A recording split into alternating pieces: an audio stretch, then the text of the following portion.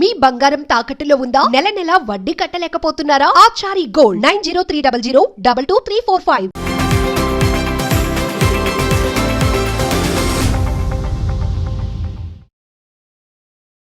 నమస్తే, welcome to our channel. నేను మీ దిలీప్. ఆంధ్ర రాష్ట్రంలోని కూటమి ప్రభుత్వం ఎన్నికల మేనిఫెస్టోలో ఇచ్చిన హామీలో భాగంగా ఫ్రీ బస్ స్కీమ్ ని ఈ సంవత్సరం ఆగస్టు 15న అమలు చేయబోతున్నామని సాక్షాత్తు ప్రస్తుత ఆంధ్ర రాష్ట్ర సీఎంగా ఉన్న నారా చంద్రబాబు నాయుడు గారు ప్రకటించారు. సో దీంతో ఆంధ్ర రాష్ట్రంలో ఉన్న ప్రజలందరూ, ముఖ్యంగా మహిళలు, వాళ్ళ హర్షం వ్యక్తం చేస్తున్నారు. కానీ కొంతమందిలో ఇంకా కొంత అపోహ ఉంది. అంటే ప్రశ్నలో ఒక ఉప ప్రశ్న అలా, అపోహలో ఉప అపోహ అలా. అసలు ఈ ఫ్రీ బస్ అనేది ఎంతవరకు అమలు చేస్తారు, ఎక్కడెక్కడ వరకు దీనికి మినహాయింపు ఉంటుంది, ఎవరెవరు ఎక్కచ్చు ఏంటి అనేది ఇప్పుడు మన ఈ స్టోరీలో తెలుసుకుందాం. మనకు తెలుసు, తెలంగాణ రాష్ట్రంలో, మన పక్క రాష్ట్రమైన తెలంగాణలో, ఆ పక్క రాష్ట్రమైన కర్ణాటకలో, ఈ రెండు చోట్ల కాంగ్రెస్ ప్రభుత్వం అధికారంలో ఉంది. సో వీళ్ళు ఎన్నికల మేనిఫెస్టోలో ఇచ్చిన హామీలో భాగంగా వీళ్ళు కూడా ఫ్రీ బస్ ని ఇంప్లిమెంట్ చేశారు. ఫ్రీ బస్ తెలంగాణ రాష్ట్రంలో అయితే అధికారంలోకి వచ్చిన వెంటనే with in fraction of 1 to 2 days లో ఫ్రీ బస్ ని అమలు చేశారు తెలంగాణ రాష్ట్రంలో. సేమ్ కర్ణాటకలో కూడా సేమ్ ఇంప్లిమెంట్ చేశారు. వీటిని బేస్ చేసుకుని ఆంధ్ర రాష్ట్రంలో కూడా వీళ్ళు ఫ్రీ బస్ ని అయితే ఇంప్లిమెంట్ చేస్తామని హామీ ఇచ్చారు ఎన్నికల మేనిఫెస్టోలో. దగ్గరగా ఒక 1 year పట్టింది, 1 year ప్లస్. సో లేటెస్ట్ గా చేసామన్నట్టుగా వాళ్ళు తెలిపారు. సో ఇప్పుడు ఈ ఫ్రీ బస్ అనేది మనకి ఇచ్చాపురం నుంచి అనంతపురం వరకు ఇంప్లిమెంట్ అవుతుందా, జిల్లా బస్సులా లేదా సిటీ బస్సెస్ వరకా ఏంటనేది చాలా మంది డౌట్స్ అయితే ఉన్నాయి. మనం గతంలో కూడా కొన్ని వీడియోలు చేసాం. ఇప్పుడు ఏపీఎస్ఆర్టీసీ ఉందండి.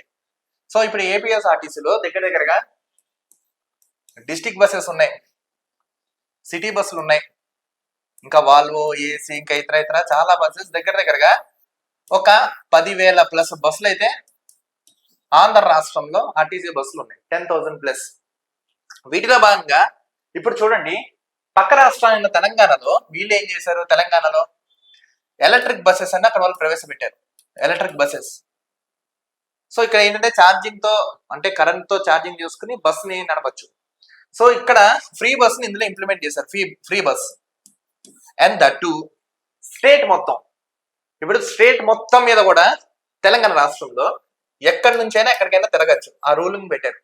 కొన్ని ఇప్పుడు ఏసీ ఇలాంటి వాటికి మినహా తప్ప అల్ట్రా డిలక్స్ మిగతా మ్యాక్సిమం అన్ని బస్సెస్ కి ఫ్రీ బస్ స్కీమ్ అయితే తెలంగాణ రాష్ట్రంలో పెట్టారు. ఇప్పుడు ఇలాంటివి ఏపీలో ఉంటున్నా అంటే అమ్మవారిని చూడడం బస్ ఎక్కి వెళ్ళడానికి, ఇంట్లో సొంత అమ్మగారిని చూడడానికైనా ఇదే బస్సు ఎక్కి వెళ్తున్నారు పక్క రాష్ట్రంలో. ఇదే ఆంధ్ర రాష్ట్రంలో ఉండబోతున్నారు. దీనివల్ల ప్రాఫిటా లాసా చాలా మందికి క్వశ్చనింగ్ అయితే ఉంది. ఎందుకంటే ఆర్టీసీ ఇప్పటికే ఉమ్మడి ఆంధ్రప్రదేశ్ లో ఉన్నప్పుడే దగ్గరగా ఆర్టీసీకి ఉన్న అప్పులు దగ్గరగా అప్పుడే 94,000 కోట్లు నష్టాల్లో. తర్వాత విభజన జరిగింది, ఇంకా ఇతర అయినా స్టిల్ ఇంకా లాస్ లోనే నడుస్తుంది. ఇలాంటి లాస్ లో ఉన్న సందర్భంలో ఫ్రీ బస్ ఇస్తే ఎంతవరకు లాభం?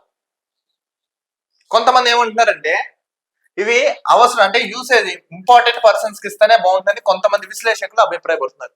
ఇంకొంతమంది ఏంటంటే ఈ రేషన్ కార్డు ఇవి చూసుకుని బేస్ చేసుకుని ఇస్తే ఇంకొంతమంది మాట్లాడుతున్నారు.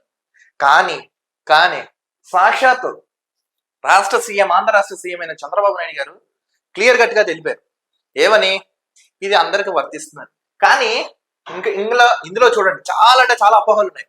ఇప్పుడు ఎగ్జాంపుల్ విశాఖపట్నం జిల్లా తీసుకుందాం. అంటే జిల్లా వరకు మాత్రమే ఫ్రీయా, అంటే ఓన్లీ డిస్ట్రిక్ట్స్ వరకు మాత్రమే ఫ్రీ ఉందా?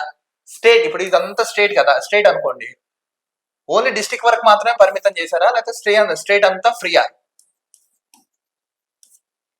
ఇదో క్లారిటీ చెప్పాలి. మళ్ళీ ఇందులో ఏసీ బస్సెస్ లేదా సెపరేట్ గా ఎలక్ట్రిక్ బస్సెస్ లాంటిది ఏమైనా వేస్తారా? వీటి కూడా క్లారిటీ ఇవ్వాల్సిందిగా రాష్ట్ర ప్రజలు కూడా డిమాండ్ చేస్తున్నారు. ఎందుకంటే సరే, అధికారంలో రావడానికి ఏ ప్రభుత్వం అయినా, ఏ పార్టీ అయినా, ఏ రాష్ట్రం అయినా ఎన్నో విధాల మేనిఫెస్టోలో భాగంగా మేనిఫెస్టోలో చాలా అంటే చాలా హామీలు ఇస్తున్నారు. సో దట్ అసలు మనకి లాభం ఎంత వస్తుంది, నష్టం ఎంత ఉంది, నెక్స్ట్ సంస్థను ఎలా రన్ చేయొచ్చు అని ఒక ప్రణాళికబద్ధంగా వాళ్ళు ఒక ప్రణాళిక వేసుకుంటారు. ఇందులో భాగంగా ఇప్పుడు కనుక ఆర్టీసీ ఫ్రీగా ఇస్తే, ఫ్రీ బస్ అనేది ఇస్తే ఆర్టీసీకి చాలా మంది నష్టం అని కొంతమంది అభిప్రాయం వ్యక్తం పడుతున్నారు. లేదు అదనంగా ఒక 3000 బస్సులు మేము తెచ్చుకుంటామని గవర్నమెంట్ అయితే చెప్తున్నారు. ఇవి లేడీస్కి మేము ఇస్తామని వాళ్ళు చెప్తున్నారు. ముఖ్యంగా సిటీ బస్సుల్లో ఫ్రీ ఉంటున్నా లేదా, ఎందుకంటే విజయవాడ, విశాఖపట్నం, తిరుపతి ఇక్కడ సిటీ బస్సులు తిరుగుతాయి ఆ ఊళ్ళో, అక్కడ మాత్రమే ఫ్రీ ఉంటాయా సార్? వీటి గురించి కొంచెం క్లారిటీ ఇవ్వండి, కొంచెం క్లారిటీ ఇచ్చండి. ఆర్టీసీ బస్సులో ఫ్రీ అన్నారు కానీ కొంతమందికి ఈ ప్రశ్నలన్నీ ఉన్నాయి. వీటి గురించి కూడా ఒక విశ్లేషణ, సో ఏం జరుగుతుందో గ్రౌండ్ లెవెల్ వర్క్ చేసి మీకు తెలుపుతున్నాం. కొంచెం వీటి మీద కొంచెం క్లారిటీ ఇచ్చండి. రవాణా శాఖ మంత్రి గారైనా లేదా ముఖ్యమంత్రి గారైనా కొంచెం క్లారిటీ ఇచ్చండి. ఎందుకంటే పక్క రాష్ట్రంలో చూసుకున్నాం, మొత్తం రాష్ట్రం మొత్తం ఫ్రీ ఉంది, కొన్ని బస్సులు మినహాయించి. కర్ణాటకలో కూడా సేమ్ అలానే ఉంది, సేమ్ ఇదే విధానం ఆంధ్ర రాష్ట్రంలో ఉండబోతున్నా, ఉంటే ఎలా అనేది కూడా ఎక్స్ప్లెయిన్ మీకు తెలుపుతున్నాం. మీరు కూడా ఒక క్లారిటీ ఇచ్చేయండి. ఇప్పుడు ఈ ఫ్రీ బస్ వల్ల మనకి లాస్ వస్తుందా, ప్రాఫిట్ వస్తుందా, ఒక అంచనాకి వేసుకోండి, అంచనాకి రండి. ఎందుకంటే రేపటి రోజు ఏమైనా జరిగితే ఈ భారం అంతా ప్రజల మీద పడుతుందని కొంతమంది విశ్లేషకులు సైతం అభిప్రాయం వ్యక్తం చేస్తున్నారు. విశ్లేషకులు ఒకవేళ కనుక నష్టం జరిగితే, సో దీన్ని ఎలా మీరు ప్రణాళిక వేసుకున్నారో కొంచెం దాన్ని కరెక్ట్ గా చూసుకుని ఈ వీటి గురించి అప్డేట్ అయితే ఇవ్వండి. లేదు మీరు ఇలా వదిలేస్తా రానున్న రోజుల్లో లేడీస్ అండ్ జెంట్స్ కొట్టుకునే ఛాన్స్ ఉందని పబ్లిక్ అయితే గట్టిగా చెప్తున్నారు. కొంచెం వీటి గురించి క్లారిటీ ఇచ్చేయండి. ఎవరెవరికి ఎంతెంత ఫ్రీ, ఎవరికి మినహాయిస్తున్నో, జిల్లా మొత్తమా, రాష్ట్రం మొత్తమా, ఒక క్లారిటీ ఇచ్చేయండి. 15th నుంచి అమలు చేస్తున్నా అన్నారు, బాగానే ఉంది. కొంచెం ఇవి కూడా క్లారిటీ ఇస్తే ఎక్కడ ఎట్లాంటి కొట్టాటలు లేకుండా, ఎందుకంటే మన పక్క రాష్ట్రాలు చూసుకుంటున్నాం, కర్ణాటక అయినా తెలంగాణ అయినా ఎలా కొట్టుకుంటున్నారు, ఎలా తిట్టుకుంటున్నారా, నేరుగా కండక్టర్ బస్ డ్రైవర్ దించేసి సరి మరి కొట్టుకుంటున్నారు.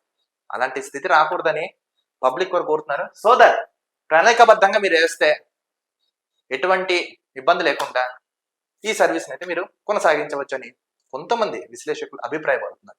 కొంచెం వీటిని ఒకసారి కసరత్ చేయండి, ఒక నివేదిక కూడా ఇవ్వండి.